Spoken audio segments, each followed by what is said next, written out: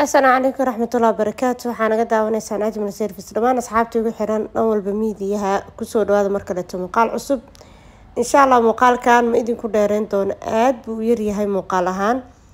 waxaan ugu talagalay nusboos qiimihiisu aad u jaban yahay oo area-dan ku yaal in idin kula wadaago oo qof walbo oo tabartiisa ay tahay ama qaadan karo uu ka faa'iideysto. waxaa jooga ceelasha biyaha qaasatan area-da Hormuud Dooraale. waxaan rabaa marka halkaan idin ka tusiyo nusboos cabirkiisu uu yahay 7.20 oo meeshan ku yaala. gurigaas goonida meesha uga dhisan zoom idin soo dhahay agtiisa waxaa ku yaala nusboos meeshan hadda taayirada aad ka arkaysaan ilooyinkooda cabirkiisa waa 7.20 wuxuu ku yaalaa deegaanka ceelasha biyaha qaasatan area Hormuud Dooraale. xaafadan qaas ahaan waxaa la sii dhahaa Buulayabar oo deegaanka hadda meesha uu aadka uga buuxo may ka yara baxsan tahay oo waa teelteel saa aragtaan halkaas masaajida ku yaalo guryaha ku yaalo guri filaha kaligiis meeshaas ku yaalo.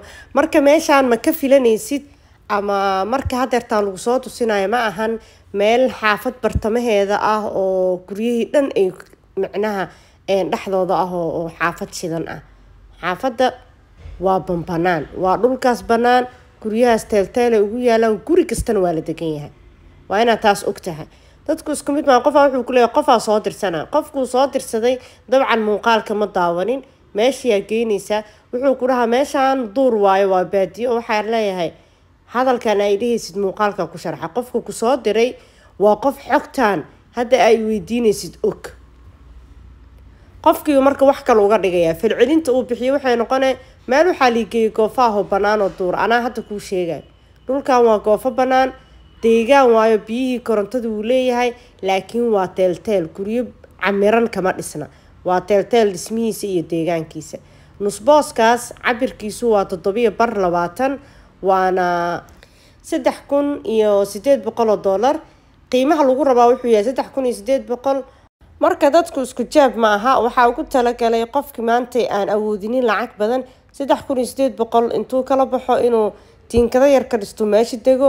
xaafada deegaankeedu waa teelteel waana ceelasha biyaha qiimaha maanta lagu rabana waa $3,800.